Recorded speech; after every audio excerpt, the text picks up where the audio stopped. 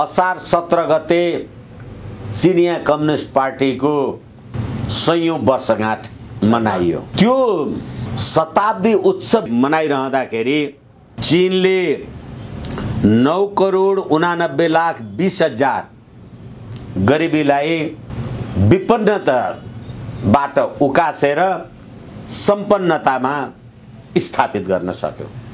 51 सालदेखि आज 27 वर्ष भयो यो देशमा कम्युनिस्ट पार्टीको नाउँमा राज्य सत्ता सञ्चालन भएको। कतिवटा गरिबीको उन्मुक्ति, कुन गरिबले यो पार्टीबाट अहिले पनि त प्रदेश 2 भन्दा बाहेक 6वटा प्रदेश र केन्द्रमा समेत तपाईँ कम्युनिस्टकै राज्य सत्ता थियो नि।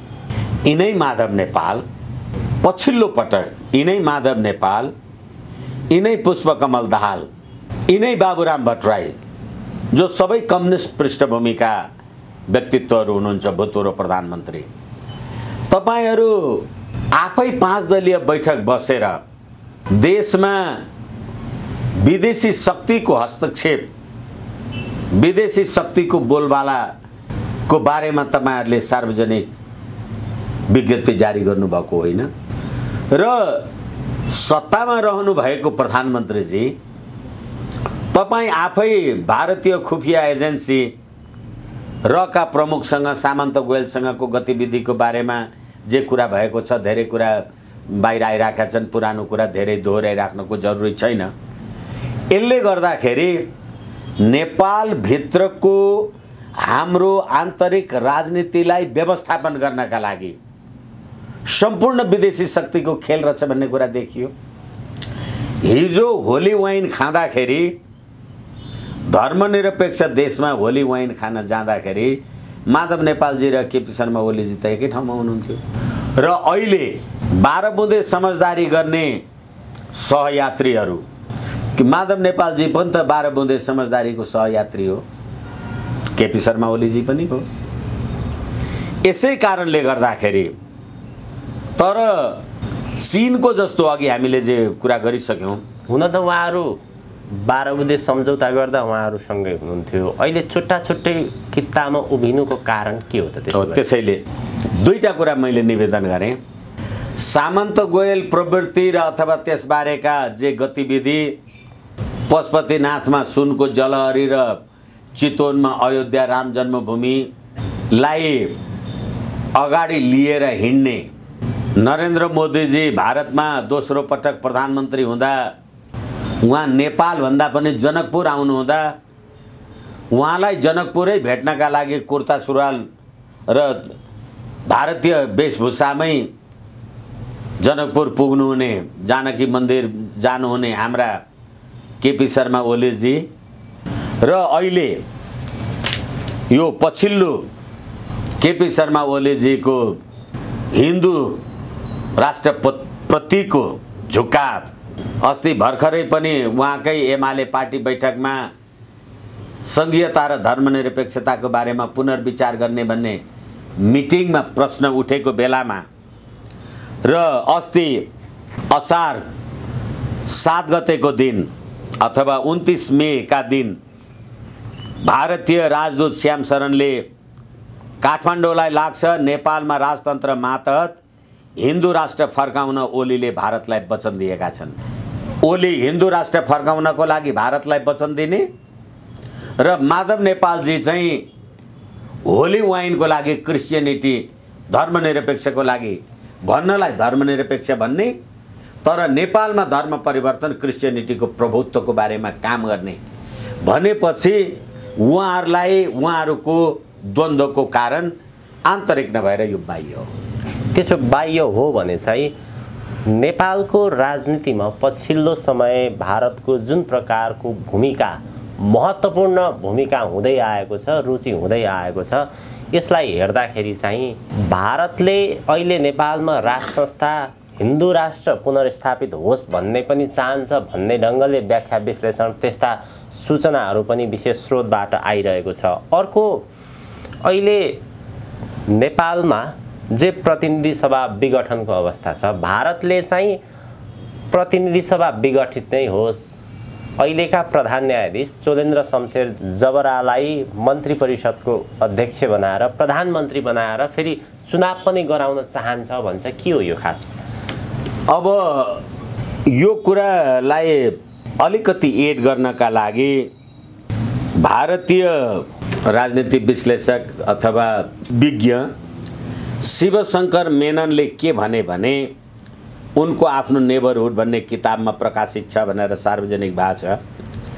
केही भारतीय दल र सङ्गठनले नेपालमा राजतन्त्र र हिन्दू राष्ट्र पुनर्स्थापना गर्न खोजेका छन् भनेर उहाँले शिवशंकर मेननको यो कथन आइराखेकोमा र अहिले शेरबहादुर देउवा लगायतका मान्छेहरू सेतो कुर्ता सुरुवाल लगाएर ओम शान्तिको लागि कामना गर्न हिँडेको यो परिदृश्यमा अब तपाईले भने जस्तो हालाकि धर्मनिरपेक्ष संघीयता गणतन्त्रको बारेमा नेपाली जनताको अभिमत लिएको होइन।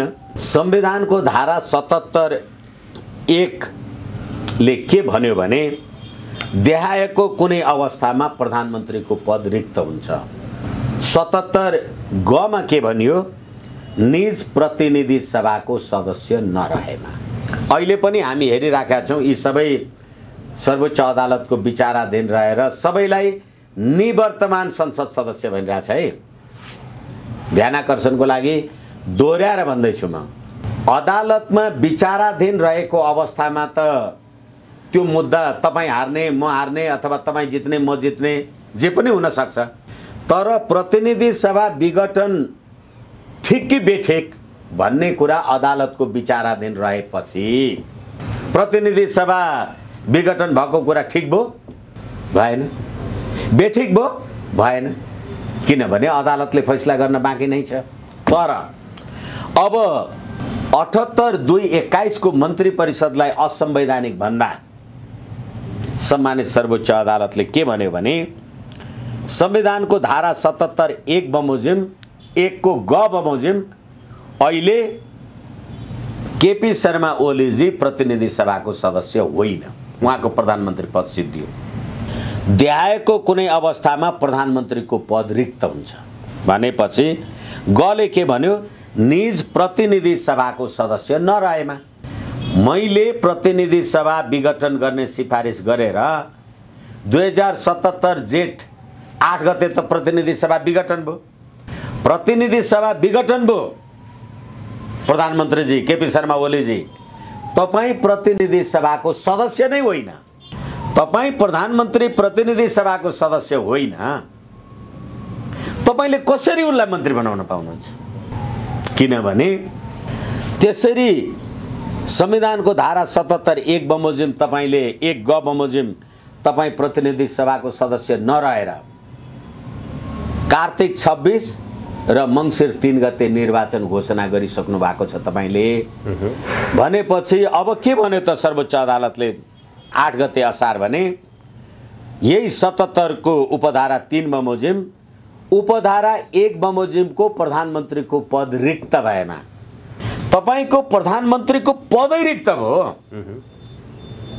तपाईले मलाई के आधारमा मन्त्री नियुक्ति गर्नुहुन्छ भन्नुस् त? किन पद रिक्त भयो?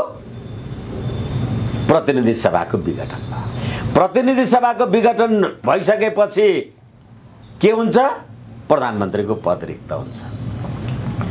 पदै रिक्त भएको मान्छेले प्रधानमन्त्री म प्रधानमन्त्री नै रिक्त भए मैले तपाईलाई मन्त्री कसरी बनाउने?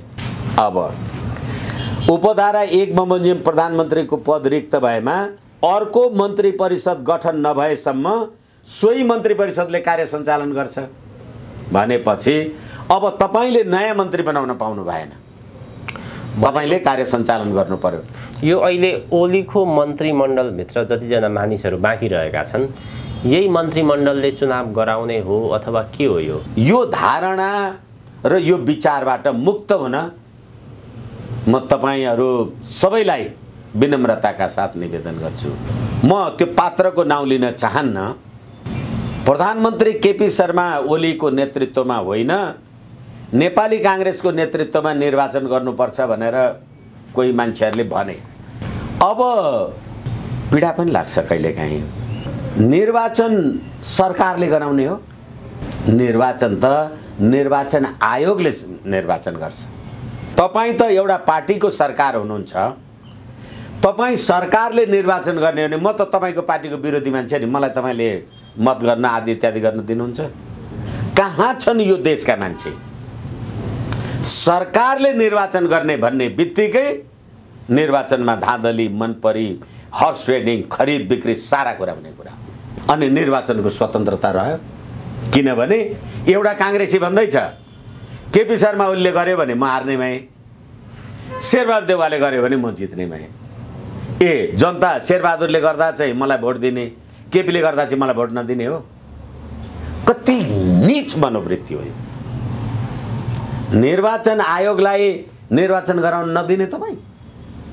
अब फेरि प्रधानमन्त्रीको पद रिक्त भएमा अर्को मन्त्री परिषद गठन नभएसम्म सोही मन्त्री परिषदले कार्य सञ्चालन गर्ने, निर्वाचन गर्ने होइन।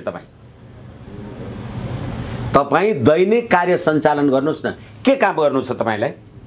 किनभने हालाकि तपाईँले बजेट ल्याउनु भयो, नो ट्याक्सेसन विदाउट रिप्रेजेन्टेसन, जनताका प्रतिनिधि बिना तपाईँले नेपाली जनतालाई खर्बौं खर्ब टाउकोमा ऋण बगाउने तपाईँ अध्यादेश ल्याउने, बजेट ल्याउने, नेपाली जनताको अनुमति छ? तपाईँ चुरे दोहन गर्ने नेपाली जनताको अनुमति छ? तपाईँ हाम्रो राष्ट्रिय निकुञ्जहरूलाई, त्यसको जलस्रोतलाई तपाईँ विनष्ट गर्ने, तल र माथि गर्ने तपाईँलाई नेपाली जनताको अनुमति छ? भनेको यो संविधान अनुसार सरकारले निर्वाचन गराउने होइन। अब एकैछिन, मैले तपाईँले भन्नुभएको अघिल्लो प्रश्नलाई पछिल्लो पाटो मैले पुरा गर्न बाँकी छ। सर्वोच्च अदालतले प्रतिनिधि सभा विघटन भइसक्यो भने, किनभने म प्रतिनिधि सभाको सदस्य होइन र मैले मन्त्री परिषद विस्तार गर्न पाउँदिनँ भनेपछि प्रतिनिधि सभा विघटन सदर भएन।